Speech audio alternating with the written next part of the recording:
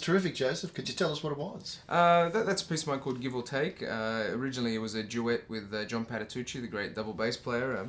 I recorded an album in New York in 2010 with John Abercrombie, John Patitucci, and Jack DeJohnette, and that was one of the duet pieces on it. But he wasn't here, so I had to play it solo, I guess. Indeed, yeah.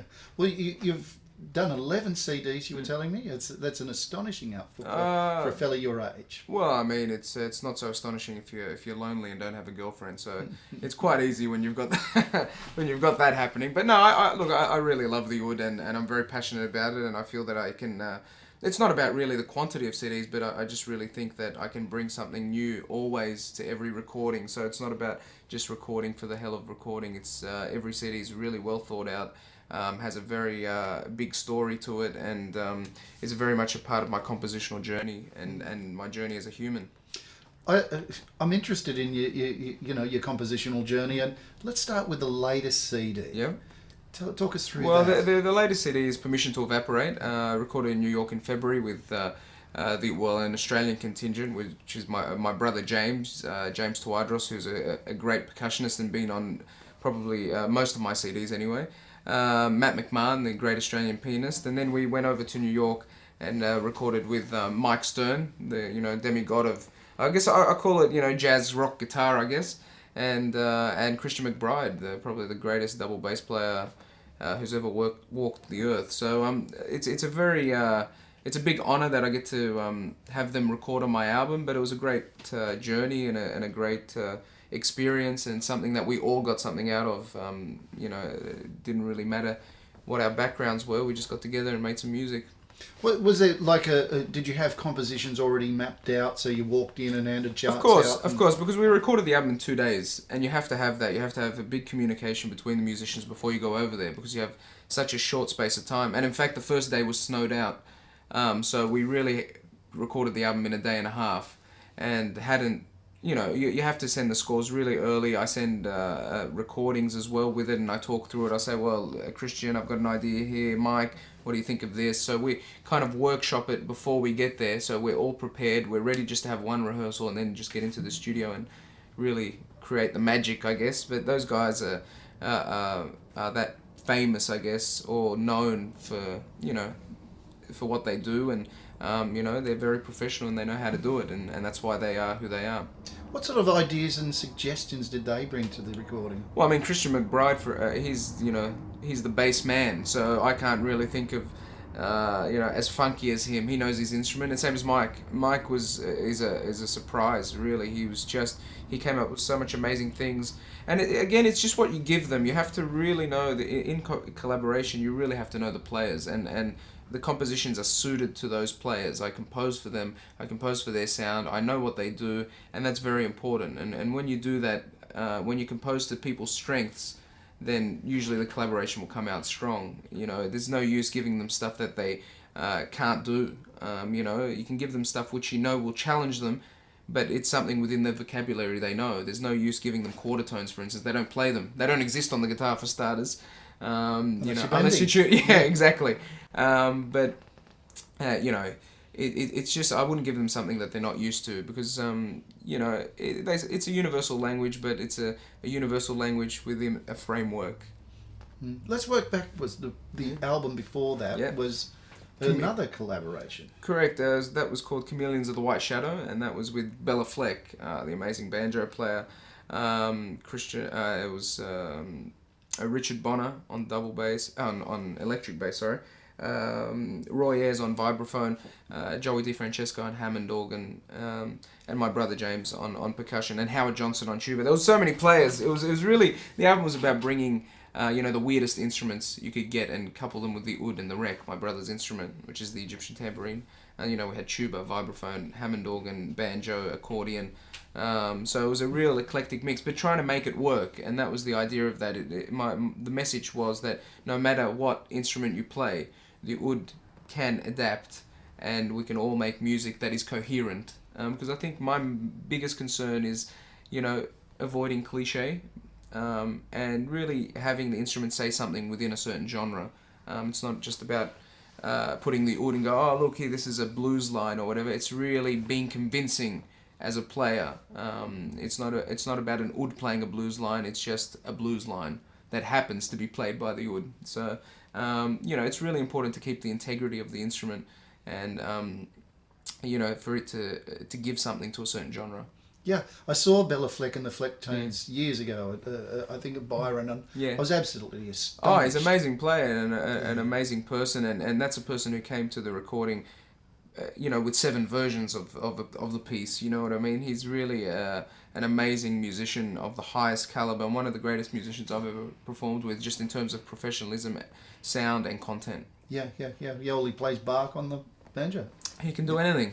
Yeah. Again, you had compositions, you send them along. Exactly. It's the same sort of routine system, and communication is important, and questions, and checking up on them, because we only have a short space of time. They've got to be doing their work, and they tour around the clock. So, but they're keen, and that's the thing. I get the musicians that are keen. I don't want a musician that's just coming in and doing a session. I want a musician that's emotionally investing himself in the music, and that's what they do. They get there and they have a vision. We want to create something so special, and something that's people will kind of. You can feel it. It's not about getting session players and having them come in and see you later. I keep in touch with them now, and send them emails, and we're kind of friends. Jack DeJohnette, for instance, the great drummer, was with Miles Davis. That collaboration. When he came here, we had dinner together, and it wasn't just about having, doing a session and then see you later. I'm not seeing you again. Thanks for the. It was, we became friends, and we contact each other, and that's the amazing thing about it. You kind of create friends, and they enjoy the music. That's the idea. They wouldn't do it if they didn't otherwise, and they're not actually really playing. There's not many oud players approaching them to come and have a bit of fun, and it's an intense recording period. We recorded something like 18 tracks, and we got 16 on the album.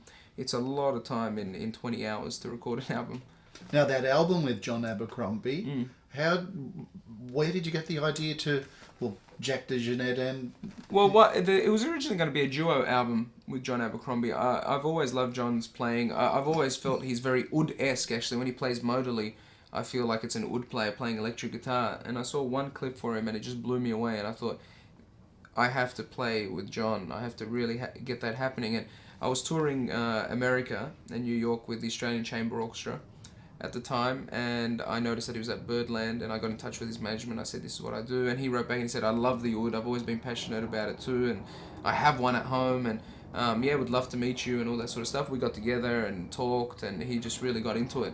And at some point I thought, it might be nice to add double bass, and Christian McBride was actually supposed to be the original bass player, but something happened, and the schedules couldn't line up, and we got John Patitucci, who's amazing, and then Jack DeJohnette came in on the last week. I thought it might be nice to have drums on it. And how did you make the contact with him?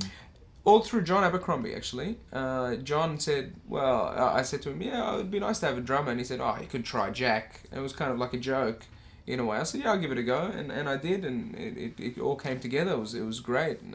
I love Jack DeJohnette. He's an amazing musician.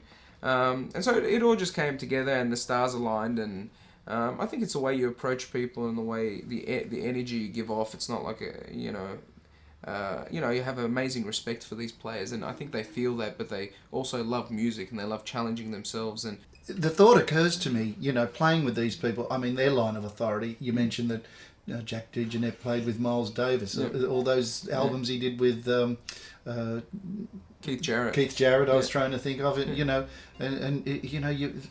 something of all those people must come into your playing as you mix with them. Well, I think with every album, it's very funny to see my development. With the Permission to Evaporate, you can really hear a lot of banjo lines. And that must have really been picked up from Bella. So I'd like to think that it's a sponge experience, that every time I meet someone and every time I'm playing with someone, I take something away. And it's an amazing experience, because these guys are really my heroes, and guys that have done it and are doing it. And when I see them a meter away playing, it's really music that I just want to hear.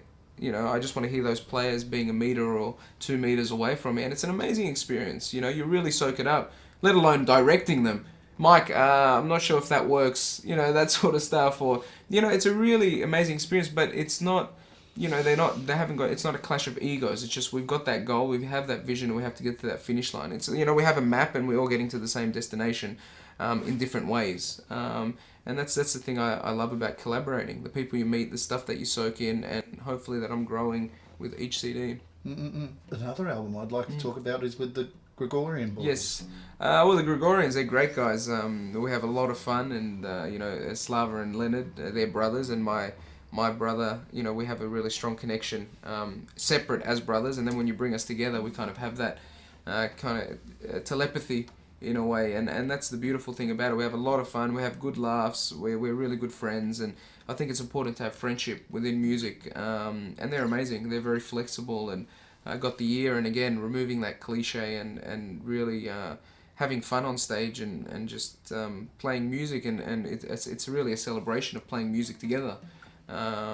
It's not a job. It's not like, oh, we got another gig. It's like, yeah, we got another gig. It's about fun. It's almost like a party on stage, so or a family gathering. So it's it's a really great experience playing with those guys, and they're musicians of the highest caliber. And Australia is very lucky to have them still here. Mm-hmm.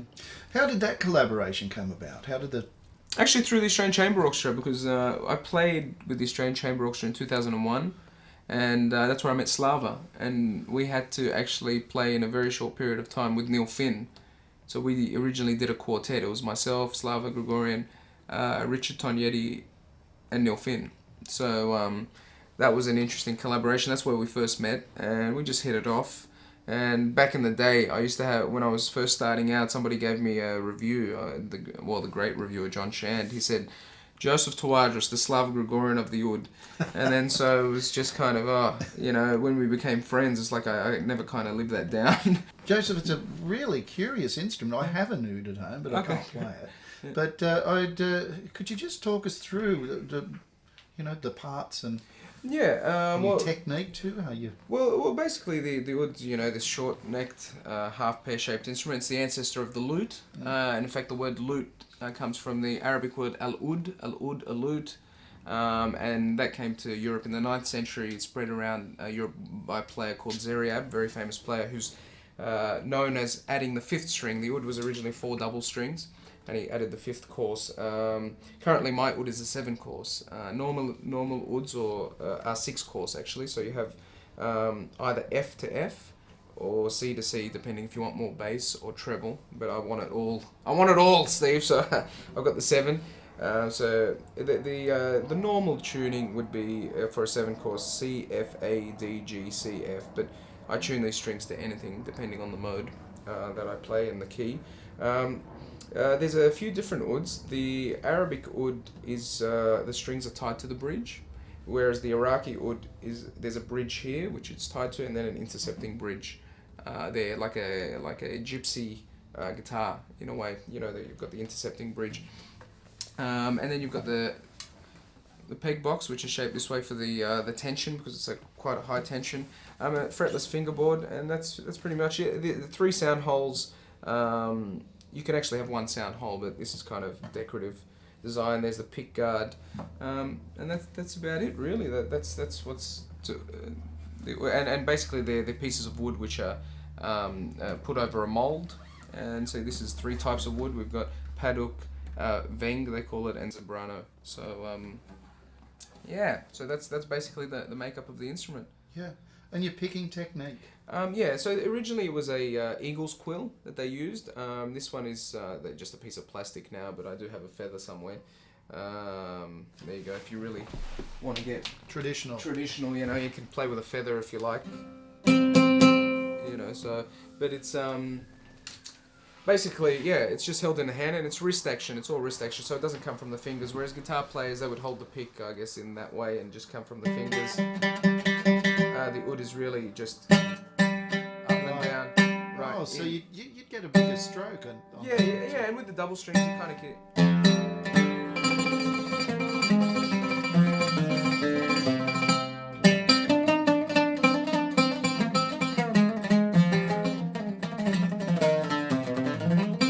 And my playing is mostly rest stroke, actually. I feel I can get a bigger sound and more accents. So I really which is the opposite to favour the downstroke. A fingerstyle player, because the rest stroke you would. Yeah, it just favours the accent, so I can just kind of.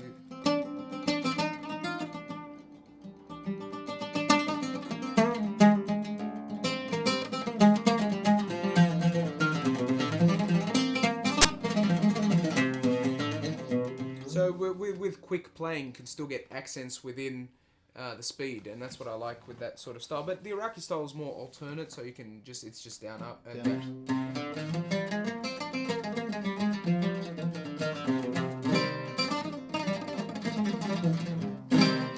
I don't really favour that, but that's kind of my style sort of thing. Just from listening to a lot of players, and there's certain styles, Egyptian oud playing opposed to Turkish oud playing. The Turkish oud is actually a little bit smaller and is tuned a tone higher.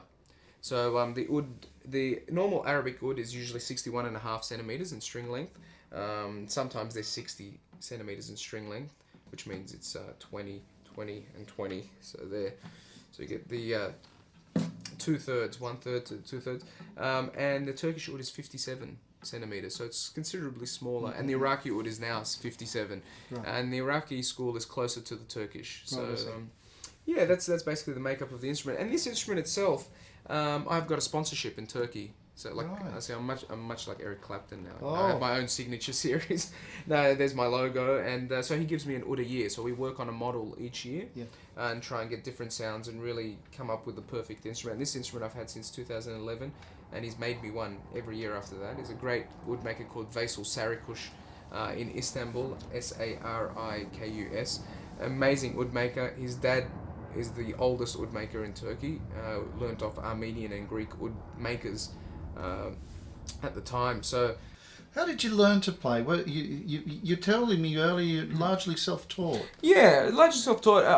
I guess I was born in a good period and learnt in a good period of technology when the internet was happening and there was a lot of music to be heard. I had a family friend who taught me some of the basic scales, but then I was reading. I really I've always had this chip on my shoulder in a way because I am Australian. And I love the instrument and I love the Middle East and its culture, but I never wanted to feel inadequate that I couldn't answer a question about theory, because then I shouldn't be called an oud player or shouldn't fly the flag for oud playing if I don't know about it. So I really did a lot of study, and in fact when I went to the Middle East, I found that I might have done too much study in a way, because I had these kind of music scholars try and stump me, and I realized I knew. Actually, one of the guys who I knew, his professor, said to me, "Look at this poster.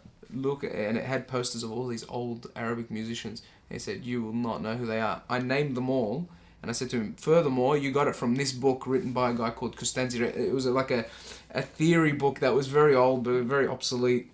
And so the fact that I'd bought all these books and cassette tapes and I was very keen into studying and make sure that if I was to be called an oud player, that I had my stripes and had my the correct knowledge to answer any question. And that's always a little chip on the shoulder, that I'm very Australian and, I love Australia and I'm brought up here and I've, the opportunities that it's given me, I probably wouldn't have the same opportunities that I have now, and it's a very blessed country to be in. But, it's all about, I'm an oud player and trying to be an ambassador for the instrument. Right, yeah. Wow, this is terrific. I've enjoyed listening to you play. Oh, I've enjoyed talking to you, and could you play us out? Yeah, sure.